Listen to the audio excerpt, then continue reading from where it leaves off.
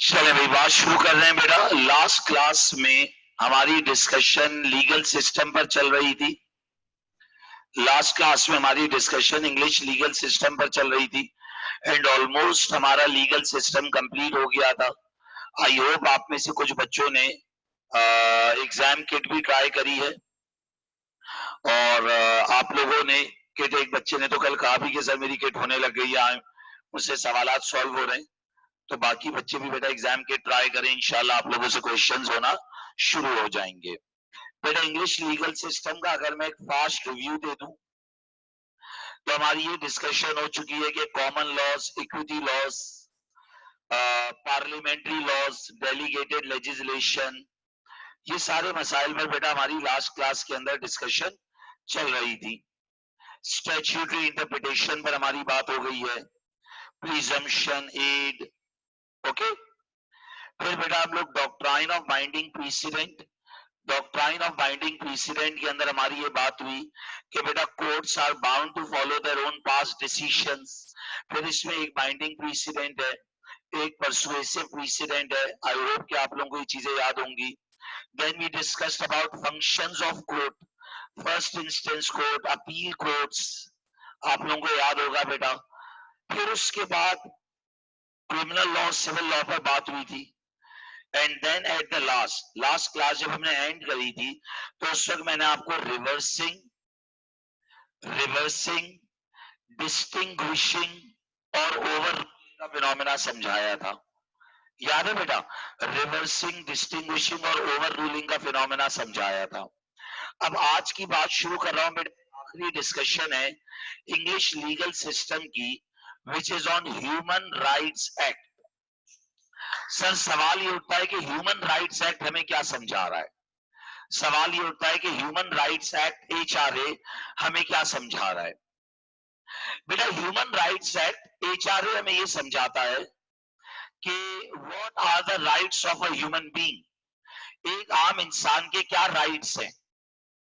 अच्छा, अब इस एक्ट ने कोई नई बातें नहीं समझाई हैं, ये वो सारी बातें हैं जो कोई भी रिलीजन या कोई भी सिविलाइजेशन आपको समझाती है। Sir what do you mean by this? बेटा ह्यूमन राइट्स एक्ट ने हमें ये समझाया कि एक इंसान के पास जिंदा रहने का हक है, राइट टू लिव। अब ये कोई ऐसी बात नहीं है जो हमें नहीं पता थी।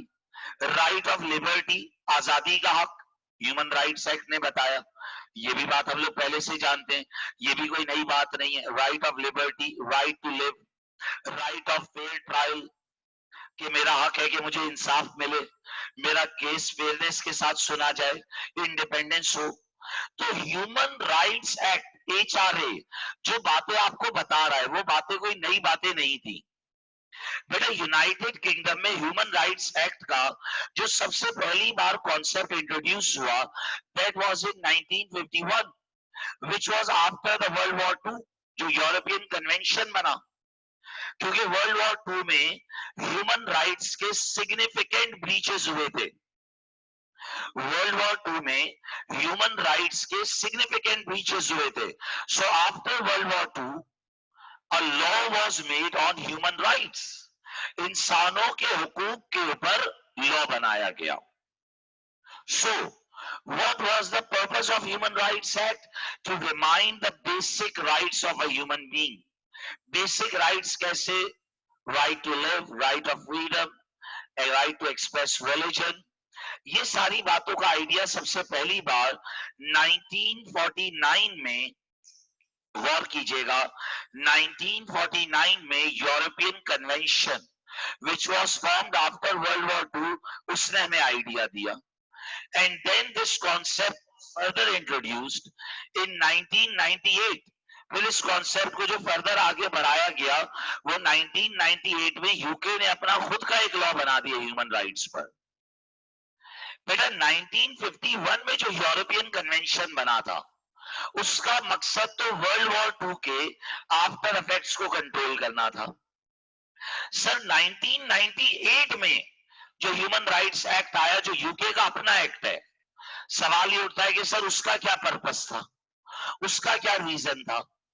तो 1998 में यूके ने जो अपना खुद का एक्ट इंट्रोड्यूस किया था, बेटा उसका प्राइमरी पर्पस ये था कि बेटा लोगों के दरमियान जो डिस्क्रिमिनेशन का बिहेवियर था, उस डिस्क्रिमिनेशन के बिहेवियर को रोकना था। जो डिस्क्रिमिनेशन का बिहेवियर था बेटा, उस डिस्क्रिमिनेशन के बिहेवियर को रोकना था। क्योंकि होता क्या था कि काला गोरा, मुसलमान यूके का, नॉन यूके का, यूरोपियंस नॉन यूरोपियंस, इन लोगों के दरमियान फर्क किया जा रहा था। सो इन 1998 UK made its own law, और फिर उसने ज्यादा जो बात करी वो फेयर ट्रायल पर करी, ज्यादा जो बात करी वो इक्वालिटी पर करी। यानी 1951 का जो एक्ट है उसका मकसद वर्ल्ड वॉर 2 को कवर करना था। 1998 में जो यूके का अपना लॉ है बेटा, उसका मकसद क्या है बेटा? उसका मकसद ये 1998 वाले लॉ का कि 1998 में प्राइमरीली पर्पस ये था, 1998 में प्राइमरीली पर्पस ये था कि वो पब्लिक अथॉरिटीज जो अपनी पावर्स को मिसयूज कर रही हैं, उन पब्लिक अथॉरिटीज की पावर्स को रिस्ट्रिक्ट करना था। सो ह्यूमन राइट्स एक्ट HRA, पहली बार इसका यूरोपियन कन्वेंशन इश्यू हुआ इन 1951 which was after World War II, and then in 1998 जब यूके ने अपना खुद का एक्ट इंट्रोड्यूस किया। सर ह्यूमन राइट्स एक्ट जो बता रहा है बेटा, वो कोई नई बात नहीं है, वो सारी वो बातें हैं जो हम अपनी आम जिंदगी में जानते हैं। एक अच्छी सिविलाइजेशन को वो बातें पता है। फ्रीडम ऑफ एक्सप्रेशन, हर बंदे के पास अपनी राय का इजहार करने का हक है। आज सोशल मीडिया पर अगर कोई अपनी राय का इजहार करते तो सबसे गालियां देने लगते हैं। वो भाई उसका अकाउंट है, सोशल मीडिया, अगर वो अपनी राय का इजहार कर रहा है तो इट इज हिज चॉइस, इसमें क्या बुराई है? आप किसी के राय को इजहार करने के हक को नहीं छीन सकते। फ्रीडम ऑफ एक्सप्रेशन, जो वो आपका कौन था राइटर, वो खलील और अभी मारवी का फटा हुआ था, तो जिन लोगों ने राइटर खलील साहब को क्रिटिसाइज किया तो कुछ हद तक उनका कहना सही भी था कि भाई मारवी है, फ्रीडम ऑफ एक्सप्रेशन, उसकी मर्जी हो, जो चाहे बोलो भाई। फ्रीडम ऑफ एक्सप्रेशन, आप किसी को पर्सनल होकर कमेंट ना करें। Everyone has a right to have his own opinion.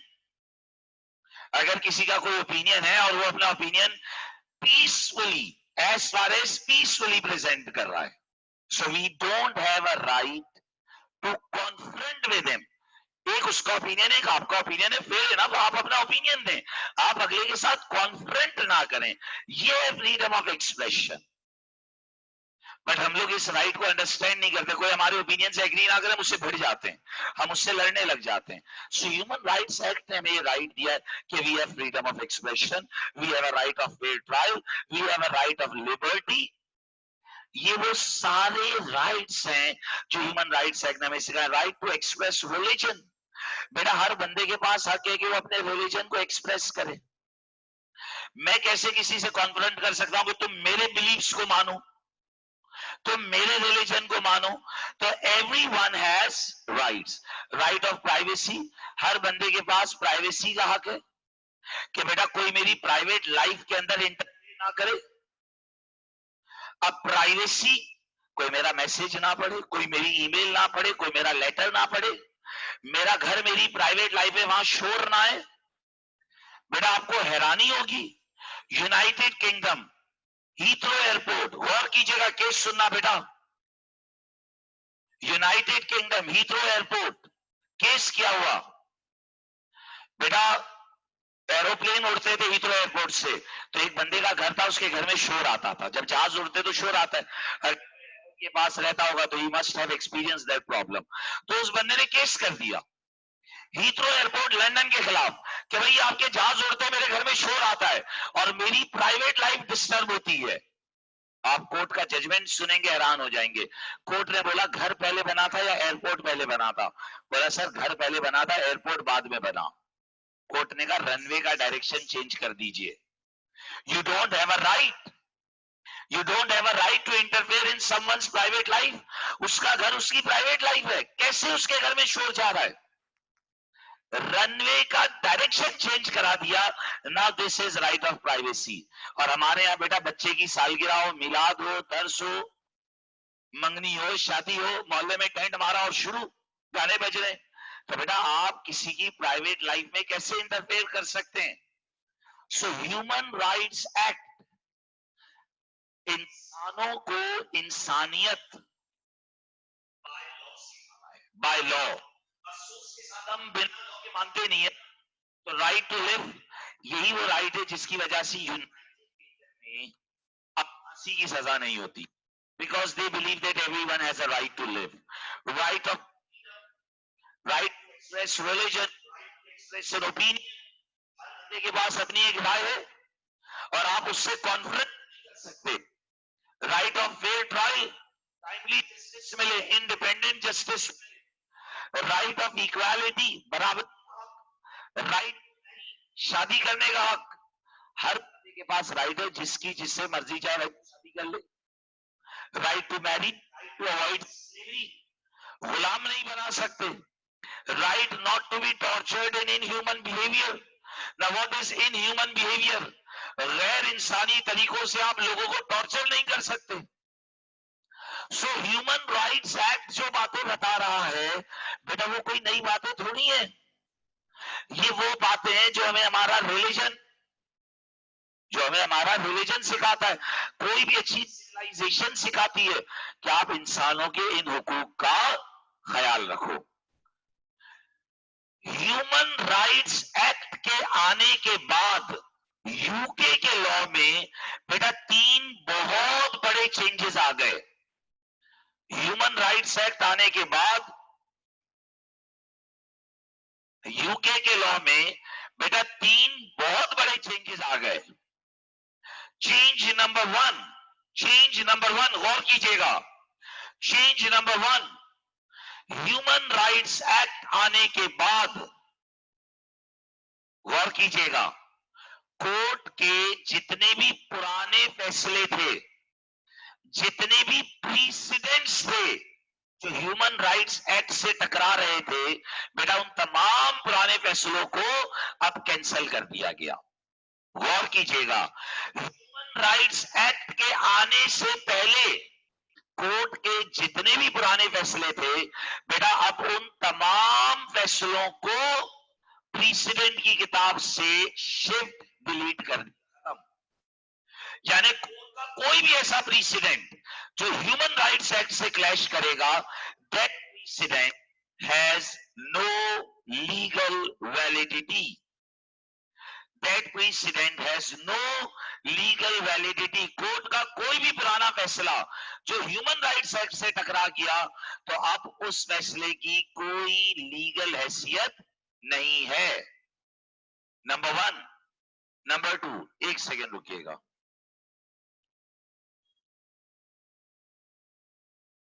मेरी आवाज नहीं आ रही आप लोगों को? प्लीज भाई कंफर्म कीजिए बेटा, तमाम लोग आवाज आ रही है मेरी? क्योंकि इधर तो भरपूर आवाज आ रही है मुझे मेरी।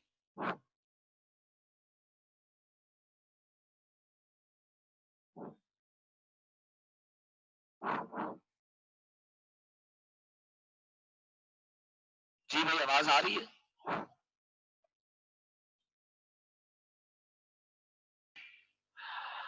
तो ह्यूमन राइट्स एक्ट के आने के बाद जो 3 मेजर काम हुए हैं बेटा, ह्यूमन राइट्स एक्ट आने के बाद जो 3 मेजर काम हुए, उसमें सबसे पहला काम, जितने भी कोर्ट के पुराने फैसले ह्यूमन राइट्स एक्ट से टकरा रहे थे, अब उन तमाम पुराने फैसलों को कैंसिल कर दिया गया है।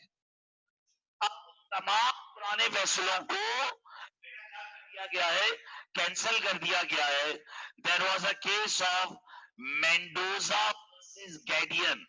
मेंडोजा वर्सेस गैडियन, बेटा इस केस में सेम जेंडर मैरिज का केस था। सेम जेंडर मैरिज का केस था। प्रीसिडेंट ये कहता था कि सेम जेंडर मैरिज में विरासत का कानून अप्लाई नहीं होगा। किसका कानून अप्लाई नहीं होगा?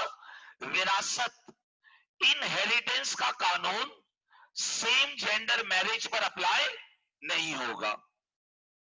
ये प्रीसिडेंट था भाई, क्योंकि विरासत के कानून में लिखा है कि शौहर की मौत के बाद जायदाद बीवी को मिलेगी और बीवी की मौत के बाद जायदाद शौहर को मिलेगी।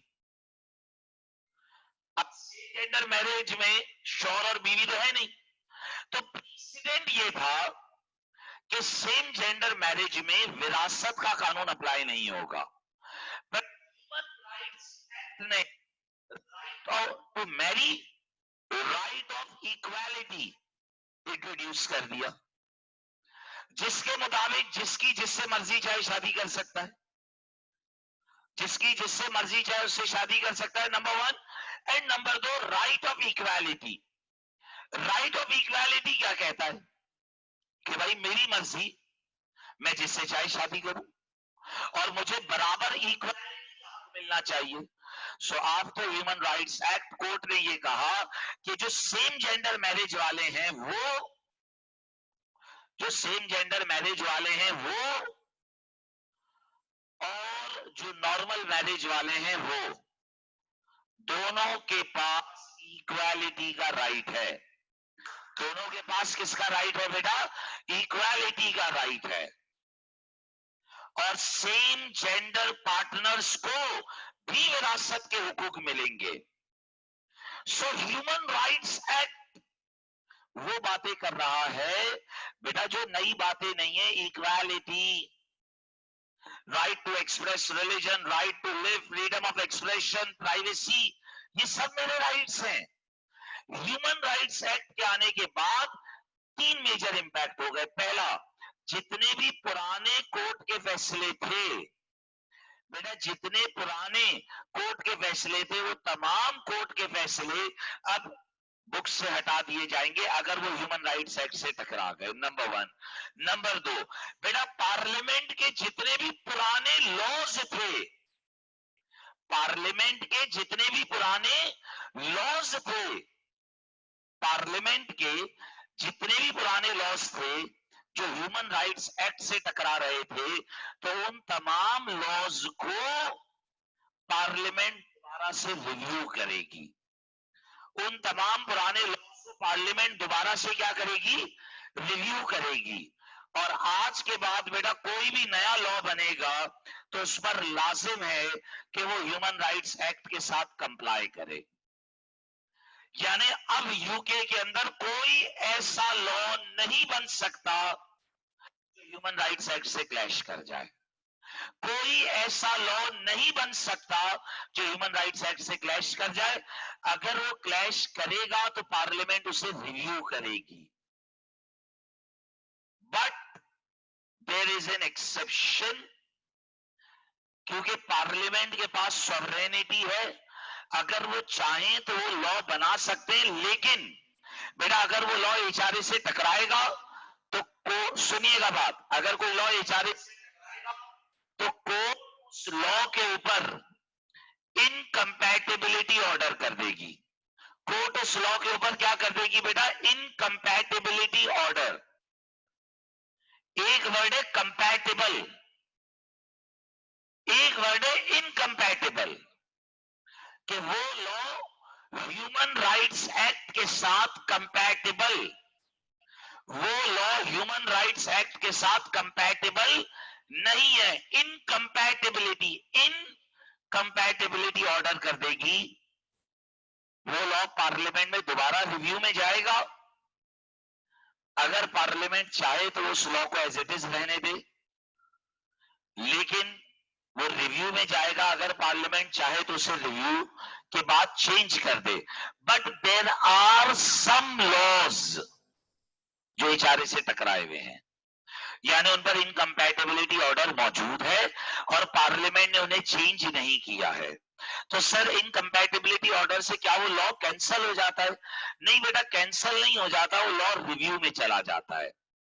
I will say that there are some national security laws which are against Human Rights Act. National security के कुछ ऐसे लॉज हैं जो एचआरए से टकराते हैं बेटा। उसकी वजह यह है कि नेशनल सिक्योरिटी के मामले में बेटा, नेशनल सिक्योरिटी के मामले में कभी कभार प्राइवेसी राइट को ब्रीच किया जाता है और कोर्ट आपकी प्राइवेसी के अंदर इंटरफेयर करती है। कोर्ट आपकी प्राइवेसी के अंदर इंटरफेयर और पुलिस और लॉ इन्फोर्समेंट एजेंसीज आपकी प्राइवेसी में इंटरफेयर करते हैं। But I will just give you a fast review again. Human Rights Act, first time this concept was introduced in 1951. First time this concept was introduced in 1951 after World War II. इसका मकसद world war 2 के बाद इंसानों के हुकूक को recognise करवाना था। बेटा ये कोई नई बात नहीं है, हर रिलीजन आपको सिखाता है। इस्लाम आपको ये चीज 1400 साल पहले सिखा कर गया था कि जंग के दौरान औरतों को, बच्चों को नुकसान ना पहुंचाया जाए। 1998 यूके ने अपना खुद का लॉ इंट्रोड्यूस किया and that law was primarily aimed towards equality. उसका प्राइमरीली मकसद ये था कि we have to bring equality, हमें इक्वालिटी लानी है। And then it introduce several clauses, right to live, right to freedom, right to express religion, right to express opinion. And if we understand all these rights तो हमारी life में कितना सुकून आ जाएगा। And then human rights act के आने के बाद यूके के लॉ पर बेटा 3 इंपैक्ट बढ़ गए। पहला इंपैक्ट क्या है, जितने भी पुराने प्रीसिडेंट्स एचआरए से टकरा रहे थे वो कैंसिल हो गए। जितने भी पुराने लॉज एचआरए से टकरा रहे थे वो रिव्यू में चले गए। और आज के बाद कोई भी नया लॉ बनेगा तो उसका एचआरए के साथ कंपैटिबल होना लाजिम है।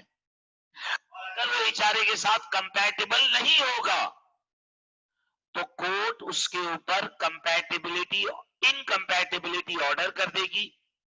इनकंपैटिबल कि ये लॉ एचआरए के साथ कंपैटिबल नहीं है, जिसके बाद वो लॉ पार्लियामेंट में रिव्यू पर जाएगा। रिव्यू के बाद मेजॉरिटी केसेस में वो चेंज हो जाता है।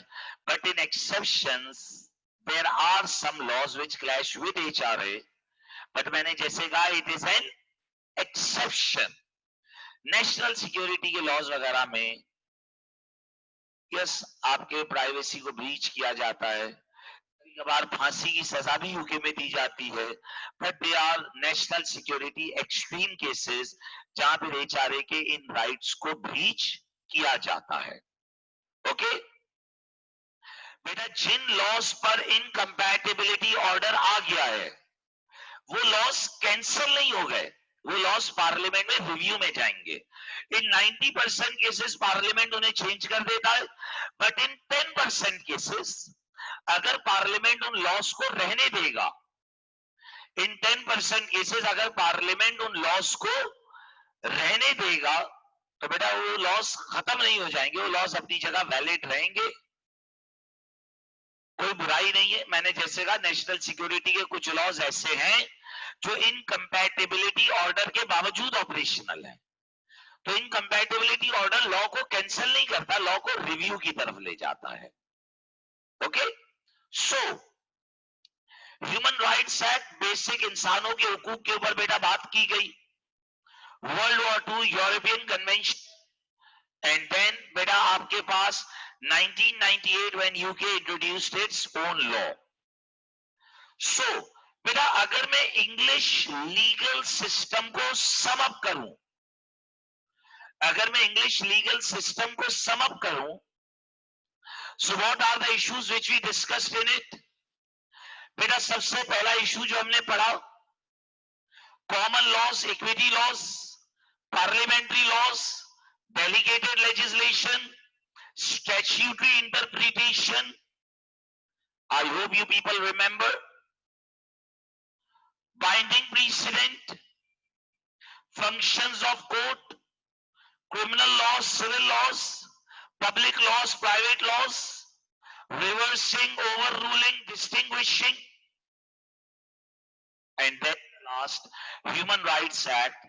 So what are the clauses of HRA and the 3 impacts which Human Rights Act has on English law, that all the past decisions are now cancelled, which are in clash with HRA. Number 2, all new laws have to be in compliance with HRA.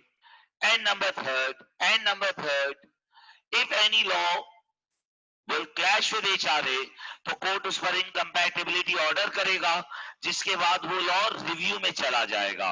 Sir क्या जरूरी है review में change होगा? No, it's not necessary, it may get changed, it may get changed, always change नहीं होता। Okay बेटा, कुछ question हैं बच्चों के? बेटा अगर पार्लियामेंट, देखिए आप पहले समझ लें असीम बेटा कि इनकम्पैटिबिलिटी ऑर्डर का मतलब ये नहीं है, इनकम्पैटिबिलिटी ऑर्डर का मतलब ये नहीं है कि वो लॉ कैंसल हो गया है। Incompatibility order means that the law will be subject to a review, कि वो लॉ रिव्यू में जाएगा। अब अगर पार्लियामेंट चाहेगी तो उसे चेंज कर देगी। ओके बेटा, इन majority cases parliament changes it, but not always. Majority cases में पार्लियामेंट चेंज कर देती है, लेकिन हमेशा चेंज करे ये जरूरी नहीं है।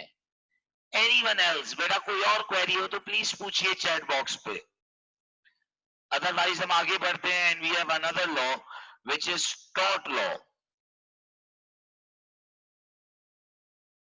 जी भाई,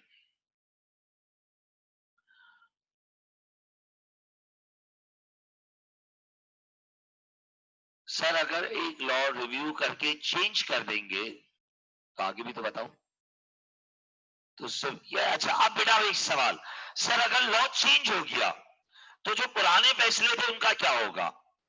बेटा अगर वो लोग जिंदा हैं तो आज करके फैसला चेंज करा लेंगे, वरना इमीडिएटली खुद ब खुद फैसले चेंज नहीं होते। अगर वो अपील करेंगे तो फैसला चेंज हो जाएगा। यस, ऑटोमेटिक चेंज नहीं होगा। If they will file an appeal then the decision may get changed. Okay, anyone else?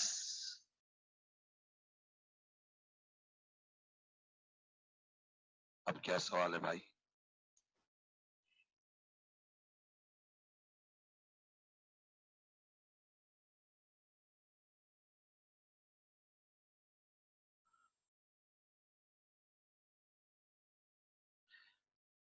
बेटा ये जुडिशियल रिव्यू के जरिए डेलीगेटेड लेजिस्लेशन, जो मैंने कहा था ना कि कोर्ट डेलीगेटेड लेजिस्लेशन को कैंसिल कर सकती है, तो ये उस पर लिखा हुआ है जुडिशियल रिव्यू। ओके अजीम बेटा, एनीवन एल्स, एनी क्वेश्चन? चलें, let's move forward. So now we have completed English legal system, the first 10 marks of the course. Okay, बेटा अब मैं दूसरे लॉ की तरफ बढ़ रहा हूं। Another law is law of tort, जिस पर हम डिस्कशन करने लगे हैं बेटा। ओके, सो आइए जरा लॉ ऑफ टॉर्ट की तरफ बढ़ते हैं।